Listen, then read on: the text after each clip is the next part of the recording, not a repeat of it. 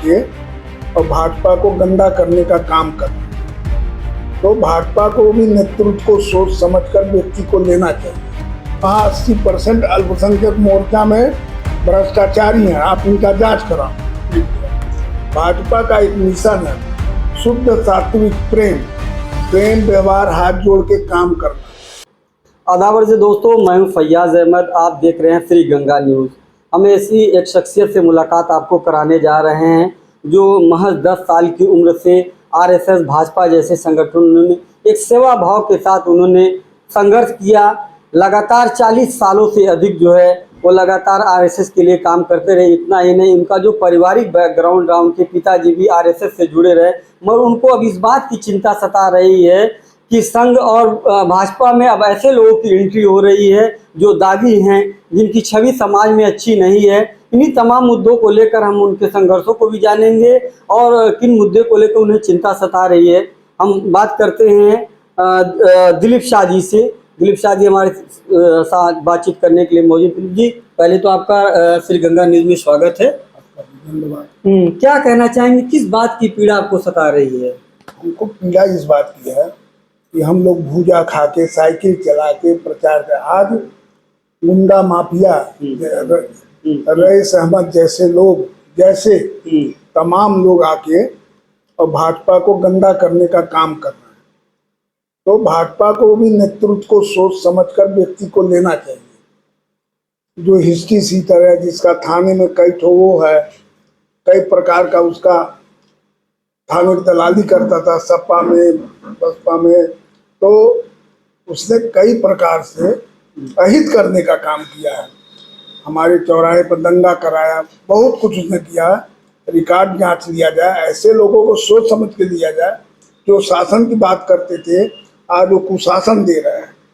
उनको कुशासन ना देने के लिए इन लोगों को तत्काल जांच करके निकाला जाए, साफ छवि वालों को लिया जाए। मेरा ये कहना, मुझे इस बात का कष्ट है कि ऐसे लोगों से पार्टी बदनाम हो रही। भले आपका अल्पसंख्यक मोर्चा है, लेकिन उसमें मेन में तो भाजपा ही है। आप कहते तो नहीं, हमसे नहीं मतलब है, मतलब क्यों नहीं है? समाज यही जानता है भाजपा का है। तो इससे नहीं, भाजपा देखिए, अब भाजपा अल्पसंख्यकों का रुख भाजपा की तरफ हो रहा, बेशक इसमें कहा नहीं यकीन पूरी तरीके से कि अब भाजपा में जो अल्पसंख्यक क्या आ रहे हैं, मगर जो आपकी जो चिंता है कि ऐसे तमाम जो है असामाजिक तत्व हैं, जो आपराधिक प्रवृत्ति के लोग हैं आ गए हैं, तो क्या लग रहा है कि इनको छांटने के लिए किस तरीके से कार्य करना चाहिए? जांच करें, जांच कराएं, इनको छाट के बाहर करें। अभी हमारे वहाँ छोटे काजीपुर का चुनाव हुआ, वार्ड का, रायगंज हमारा वार्ड है। तो रईस अहमद तब तक नहीं आए थे, लेकिन एक हफ्ता बीते तक हम जीत रहे थे चुनाव।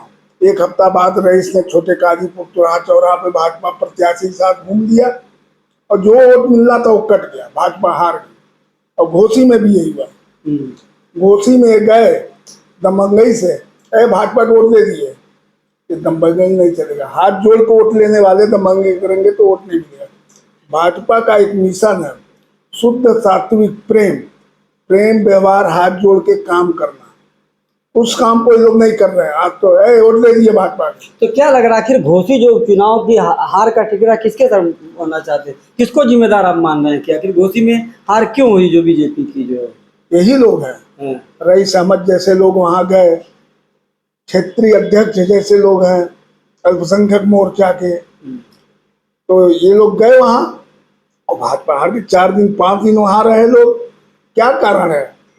हमारे पास रईस अहमद आए थे, हमने कहा तो उन्होंने हमसे कहा कि घोसी में तो 80% मुसलमान है। हमने कहा इसके पहले का कभी भाजपा नहीं जीती।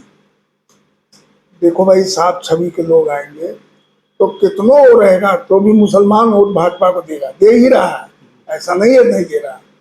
लेकिन आप ऐसे लोगों को लाके दे देंगे, बाढ़ हार जाएंगे, घोसी हार जाएंगे, तो उसको क्षेत्रीय अध्यक्ष नेता बना दिए आप। इसका बैकग्राउंड खराब है, उसका जांच करो, पड़ताल करो, सही है तो रखो, नहीं तो निकाल बाहर करो। मेरा यही कहना है। और साफ सुथरे लोगों को आप लो।